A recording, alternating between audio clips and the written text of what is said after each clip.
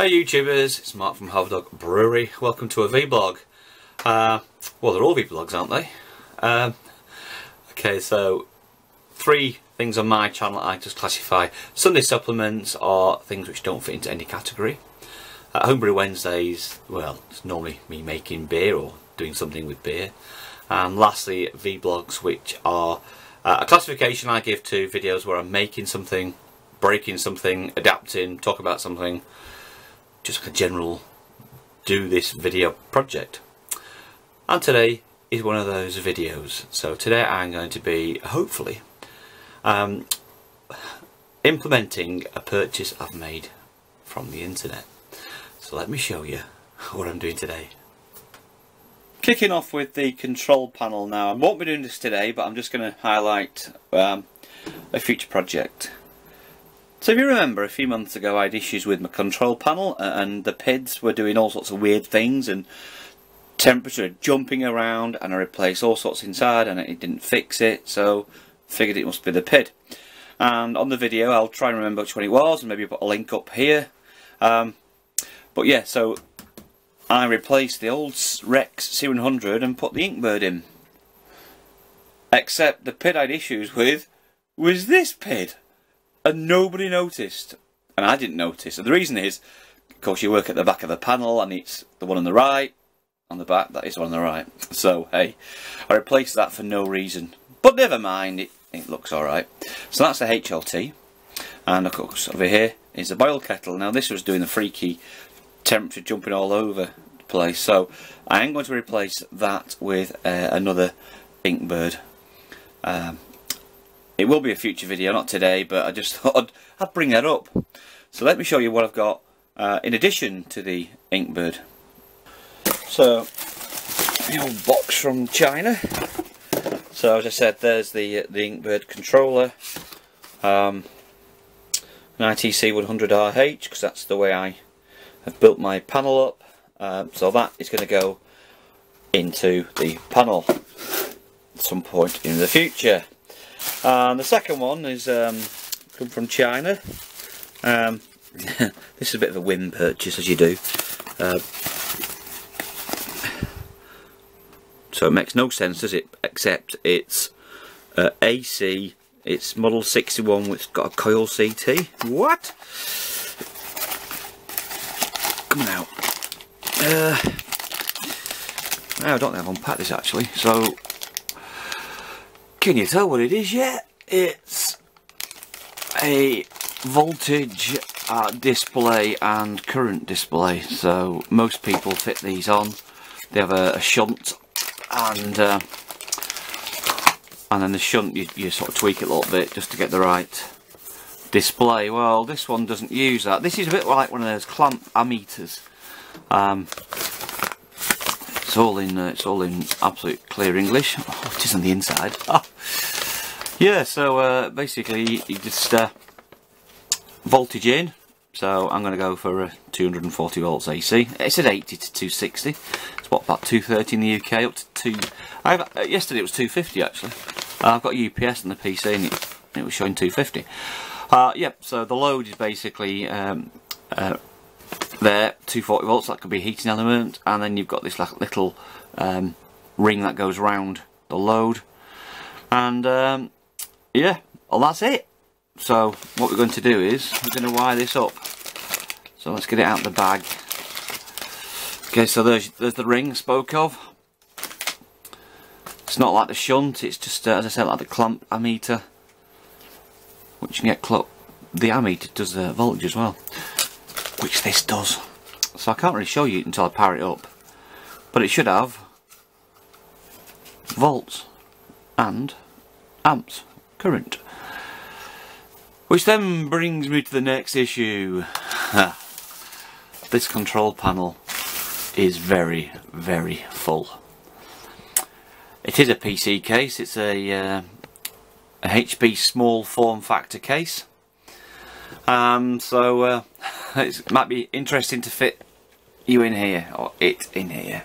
Of course, the ideal place would be up here. Fortunately, that's where the PC power supply is. So let's see where we can fit it.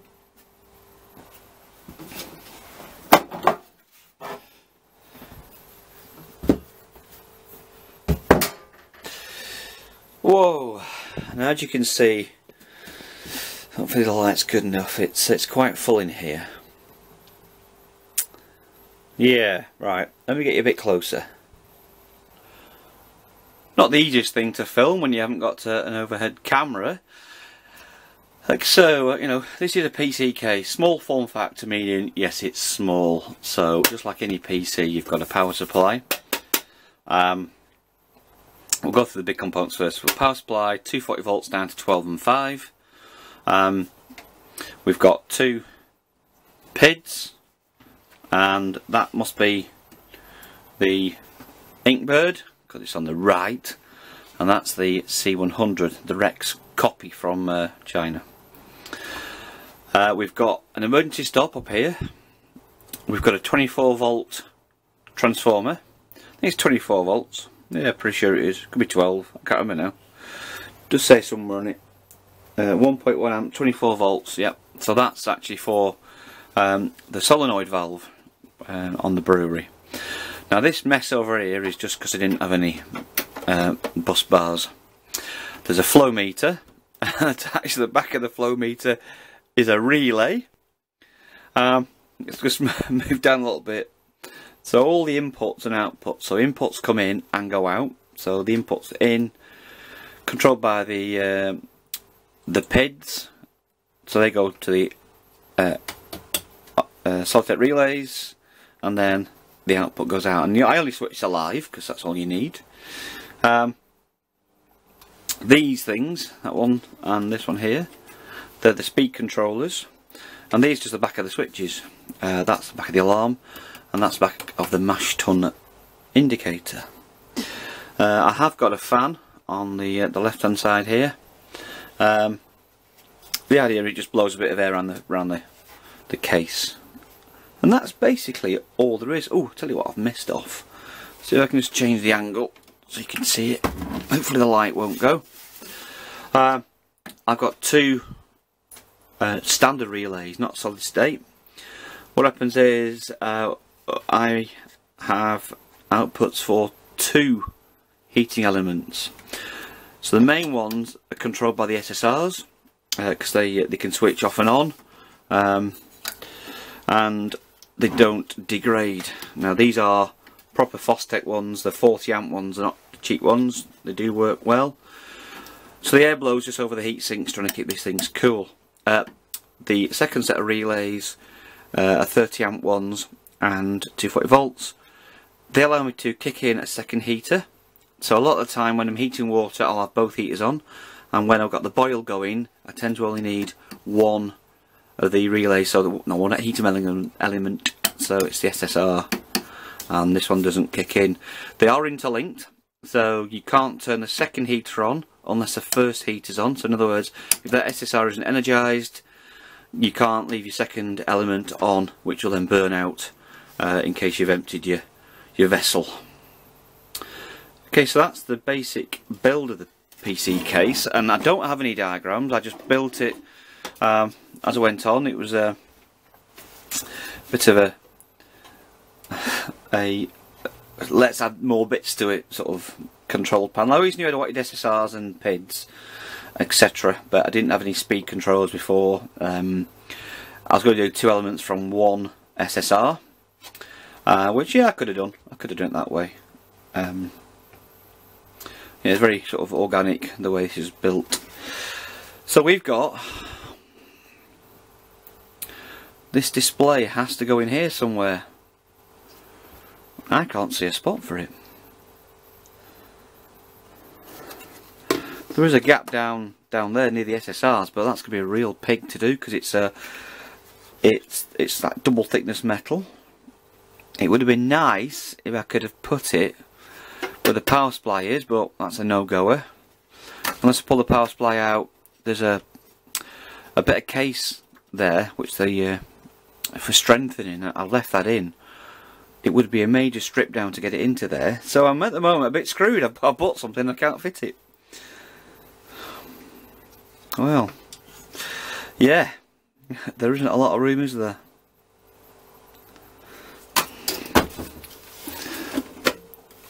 Do I need a new panel? Is it time for a new panel?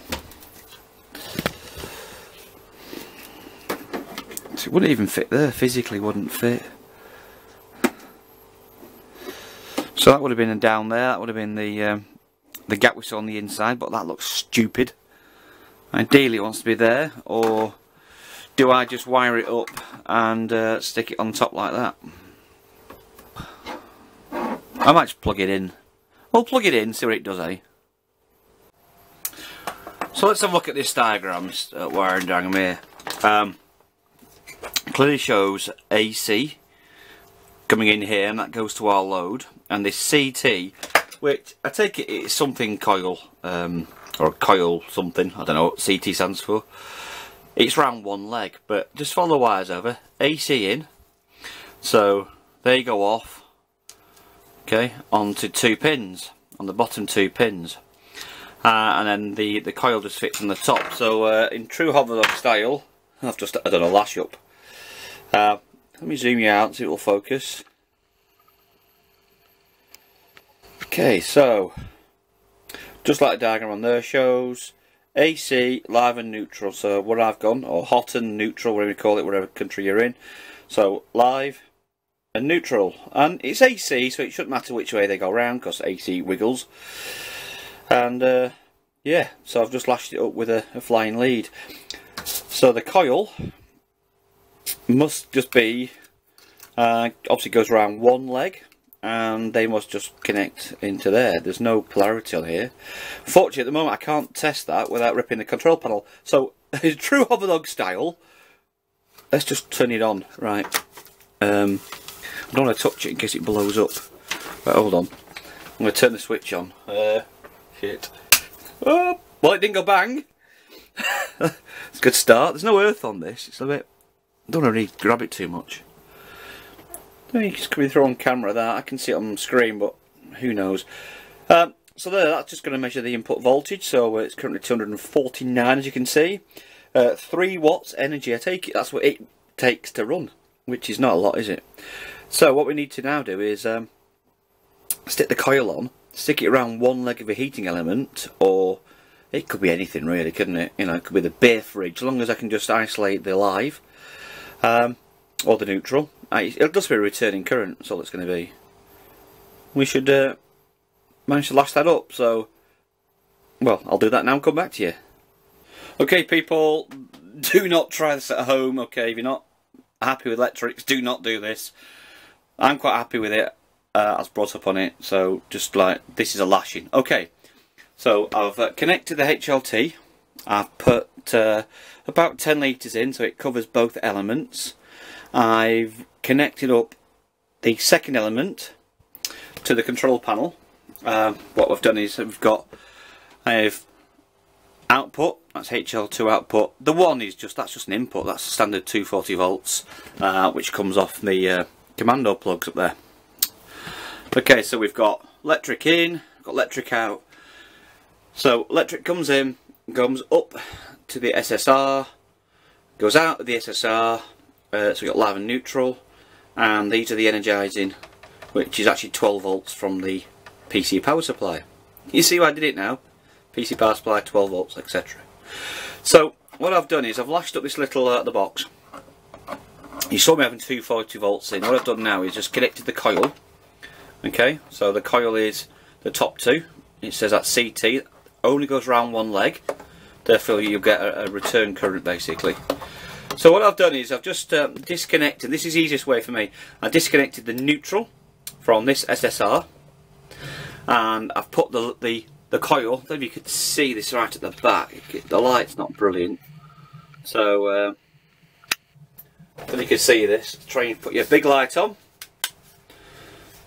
Okay, so the loop there, that little coil, just goes around one leg, which in my case is neutral. It could be the live, it could be the neutral, it doesn't really make a difference. It's just that you've got a return path for any current. Okay. Zoom out again. Come on, zoom, zoom, zoom. Song that, isn't it, from the 80s. Okay, let's turn it all on.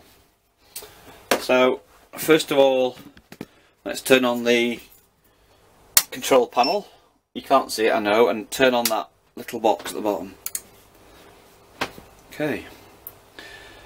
Now it's all in reverse here. I'm going to move it down a little bit so you get a better picture.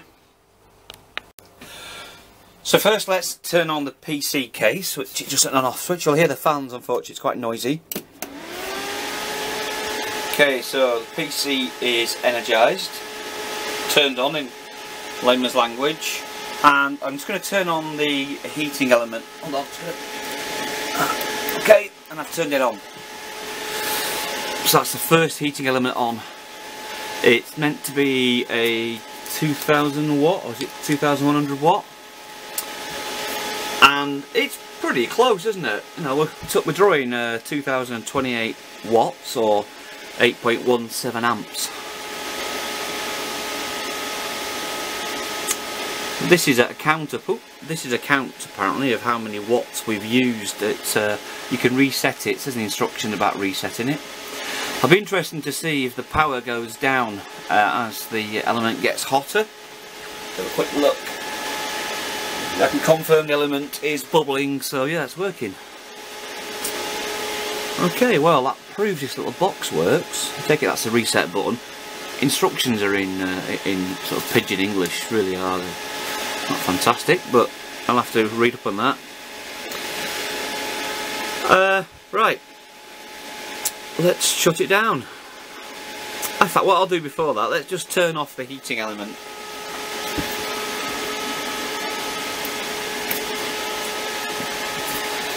And there you go, instantly back down to 0. Well, that was a quick test, and it worked. I'm pretty impressed by that. It looked good, it seemed to be measuring. I can't confirm that without a clamp meter for the current, but let's assume it's right. It's just a bit of folly, isn't it? Not a bit of, oh, it looks good, that, you know, gizmo geeky thing. It doesn't use a shunt, that's the other thing. Most of these use like a shunt, and you're meant to tune them. The cheap ones are often way out. But anyway, this is my version that I've got, and it's easy to fit. 4 wires. 4 wires. Okay, so what I've got to do now is try and mount this in the case, which is going to be a bit of a challenge in itself. I've got my desired location, but it does mean I made a strip down of the control panel, and where there are any high currents, I always solder the connections. I don't use crimps.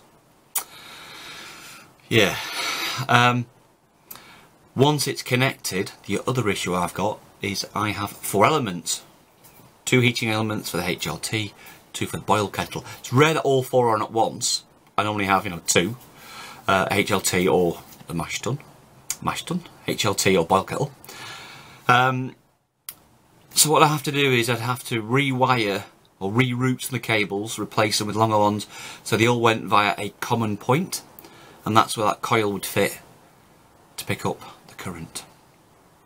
Well, that's for a future video. I'm not going to bore you now. I'll probably get it lashed in the case and sorted, and then you'll see it on a future video when I'm done. Okay, well, I like these make videos. I hope you like them too. Please comment, subscribe, etc. Let me know what you think. Okay, this is Mark from Brewery, signing off. And as always, stay thirsty.